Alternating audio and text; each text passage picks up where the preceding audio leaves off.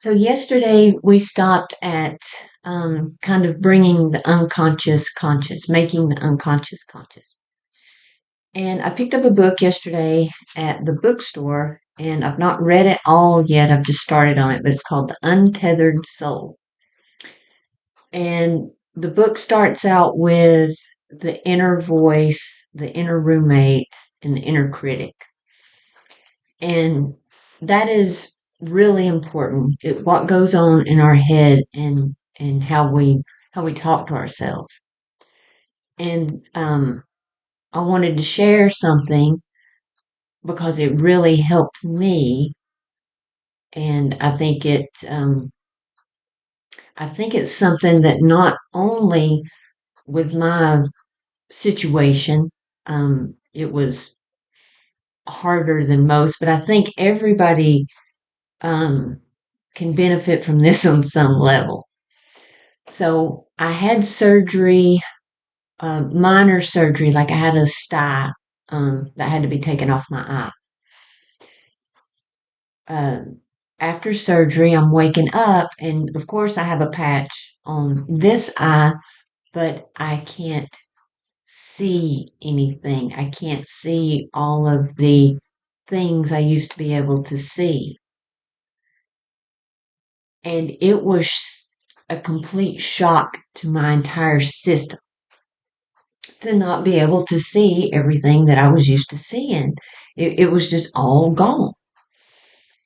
And when I woke up, I was like, I can't see. And my mom was scared. She thought that the good eye couldn't see, but that's not what it was. And, it really made me just sad, right? And I remember just being so sad. And everybody, everybody was trying to figure it out just as much as I was. They were like, "You can't see it?" And I was like, "No, I can't see it anymore." And they're like, "Well, okay." And what happens is I don't know that it had anything really to do with the surgery itself or the fact that I was getting to be around 7 years old, right? Cognitive development things, kind of happen. And so I'm sure that it was a combination of all those things. And everybody around me was absolutely doing their best to try to either, you know, um, help me or try to explain it or sympathy, anything. They tried so hard. And my grandmother, she set me down, and both my grandmothers used to talk to each other all the time, by the way. They talked on the phone all the time. I don't know if other people knew that, but they did. And they made fun of my grandfather. That was how they bonded. they they kept a really good eye on me, and my grandmother sat me down. We went fishing. She loved going fishing. And she said, "Why don't you make up another game?" And I said, "I can't." She said, "You still have your imagination. Just just put it back, right? Just put it back so you have it and it's yours." And I said, "Okay." And she was like, "Well, what? Pick a new truck. Make it a totally different truck, you know, redecorate it." And so we worked on that. And I made it something different. And so she asked me, she said, "Now who's running the game?" And I said, "Well, I'm running the game.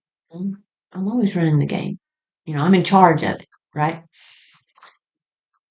And she said, "When you're playing the game, do you have Jesus in your heart?"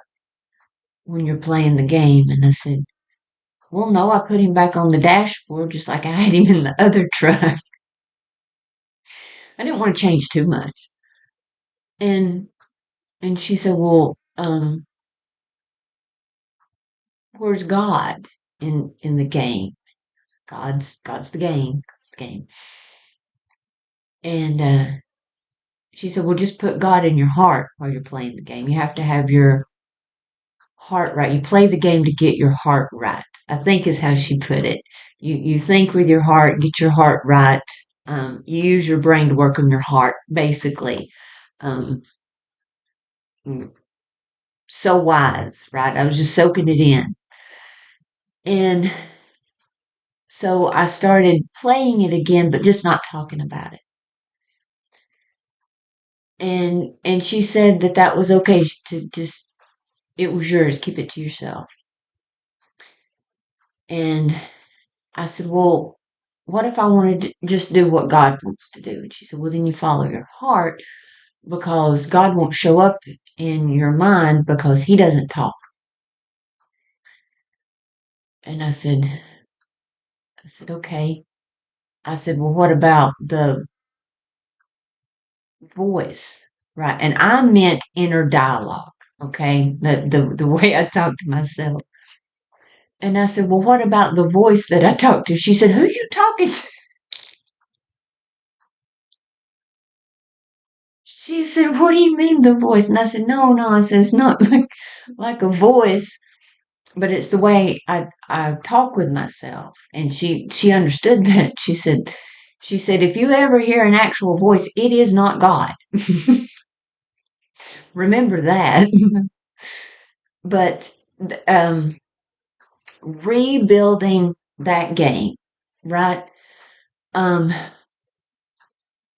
giving myself a different place to be, another place to go that was familiar, that was mine, that was not anybody else's, where I could just, you know, sit with my heart, right?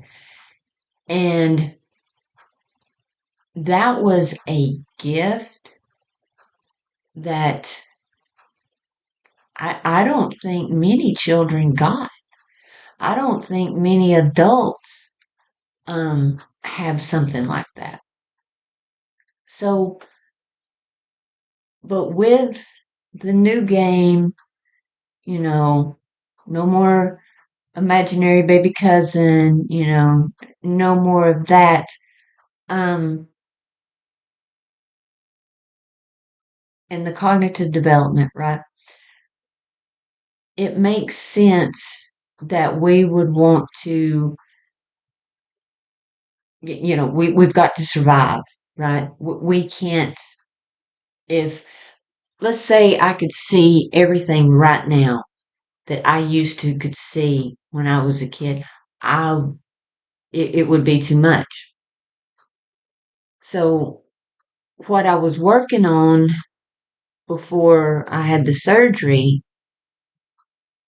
was just reading everything, reading the room, reading the people, reading the energy that I couldn't see anymore, but that I could feel. And I just turned it into that. The everything just changed and became part of that. And my grandfather would tell me, you know, what do you want to happen tomorrow at night before you go to sleep, right? What do you want to happen tomorrow? What do you hope happens? What do you think's going to happen? And that was just the way he was, right? That was just what he did, I guess. But you really do bring your tomorrow in every day. You're setting up your tomorrow right now. You're getting ready for it. You're getting ready for it to unfold for you and show up for you. And going back to the manifesting thing, where I would like to try to teach people how to manifest, um, I thought about starting here, um, and just maybe start with the inner voice. I'm not saying create a game to play in your head, but think about the relationship with that inner dialogue and how much that inner critic sounds just like you, and how much that inner roommate acts just like you. So when you start to get annoyed with the voice in your head, something's off. And it's probably got nothing to do with your brain and everything to do with your heart. And that's a good perspective to have. It's a better relationship to have with what goes on um, in your own mind. Not to manifest, not to, make anything happen, but to get your heart right. You can tell when you're trying to do something if your heart's right or your head's right? Or are you nervous? Do you feel conflicted? And that's normal. And so when just a thought, not anything going on, but just a thought can do that, then there's something there. There's something there to look at. And this is actually super easy. It's just a little awareness. It's a little awareness, and, you know, we listen and we don't judge, right?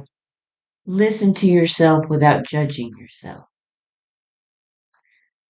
Um, Talk all the time about showing up for people with kindness and respect. Talk to yourself with kindness and respect. You're all you've got. And just that little bit of shift can help when you're dealing with things on a day to day basis. Don't let the inner voice, inner roommate, inner critic, they're not in charge. They're not.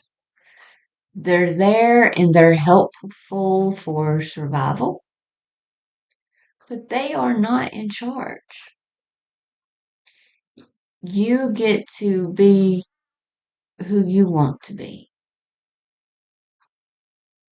And once you start um, seeing that, getting back to that, people talk about getting back to me, getting back to yourself.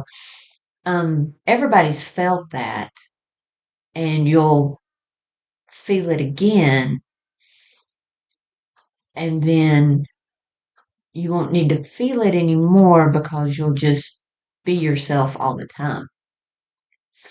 And that is a process that has no timeline, no flow chart, no graph. Um, it's on your time as best you can do it as you would like to do it. You can self care yourself just into oblivion where you have no time to live. Your self care, your I have to do this, I have to do that.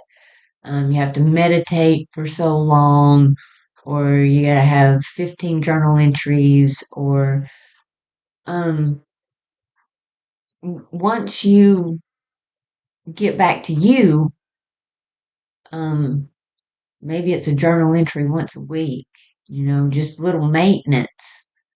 Not self care becomes bare minimum. You won't do anything but take care of yourself. You won't have to dedicate time to self-care. It will be a part of what you do every day. And you will start bringing your subconscious conscious, and that's that's not as hard as it sounds because it's just patterns. It's just the habits and the patterns, not just what you do physically, but the way you think about things.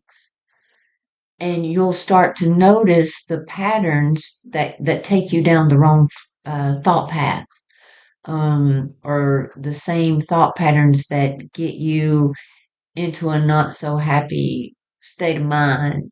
And just becoming aware stops the pattern. And you can start to make new ones. Habits are habits, they're hard to break. But what's easier than breaking a habit is turning it into a good habit. Habits are bad or good. They're habits. If you've got a bad one, try to turn it into a good one, because sometimes habits are hard to let go of because they're so a part of you. So breaking a habit is one thing. Taking a bad habit and replacing it with a good one is nice. It's best to not really have habits. It's best to not be habitual. That's an ugly word, right? Habitual liar. And that's what happens is you get in a loop. You lie to yourself, and they're small. They're little bitty ones. But when you're lying to yourself, it's hard for you to see dishonesty for what it is and honesty for what it is, because you can't tell because you're conflicted inside. Now, truth is relative. Everyone will have a different truth. Everyone will have different beliefs, different things that they believe. But your truth is your truth. Another person's truth is their truth. They may not always line up. That's how it is. Someone else's truth does not have to be a lie for your truth to be true. And if they think that your truth has to be a lie for their truth to be true, then you're you're just not going to ever believe each other, right? It's not that somebody's not telling the truth. You're never going to believe the same way. And instead of fighting for truth, it should be more about accepting truth. Your truth, someone else's truth, or what they think is true. Just like nobody tried to tell me that I couldn't see what I saw. They never questioned it, just wondered why it wasn't there anymore. They were confused too. Yes. Um, Nobody ever made me feel like I wasn't speaking the truth. They didn't. They never did that. So I don't know what it would be like as a child to have that. I can imagine if that happened, and if you did have a game, you probably were not able to get your game or all of your imagination back. That childish imagination that I know I wish I still had. And the inner voice is yours. And don't let it talk to you mean or ugly. And try not to let it make any bad decisions. Um, but decisions are decisions. Um, they're neither good or bad. They're just decisions.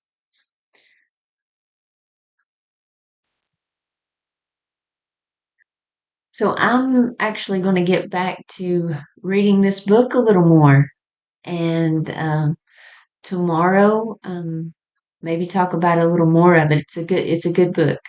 I can't say that I completely recommend it because I haven't finished it yet, but we'll talk about hopefully the rest of it. Maybe I can finish it. Let me challenge myself to finish it before tomorrow. Till next time.